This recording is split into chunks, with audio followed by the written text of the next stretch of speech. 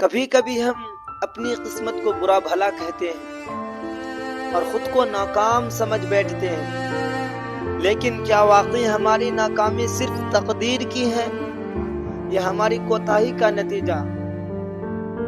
دوستو، قسمت بھی اس کا ساتھ دیتی ہے جو خود محنت کرتا ہے، کیونکہ قرآن میں اللہ تعالیٰ نے فرمایا وَأَلَّيْسَ لِلْإِنسَانِ إِلَّا مَا سَعَىٰ، انسان کے لیے وہی ہے جس کی اس نے کوشش کی۔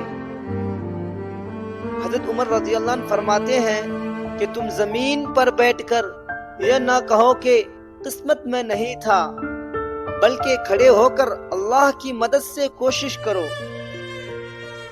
دوستو، یاد رکھو تقدیر اسی کی بدلتی ہے جو خود کو بدلنے کی ہمت رکھتا ہے۔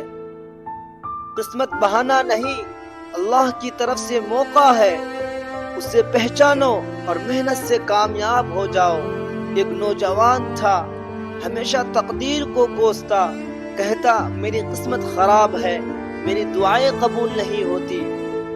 اس کی ماں نے ایک دن کہا، بیٹا، تقدیر وہی کرتی ہے جو تم اس کے لیے تیار کرتے ہو، تم صرف شکایت کرتے ہو، محنت نہیں کرتے۔ وہ دن تھا اور آج کا دن، وہ نوجوان راتوں کو جاگ کر رب کو پکارتا، دن میں خود کو تھکاتا، آج وہی نوجوان دوسروں کی تقدیر بدل رہا ہے۔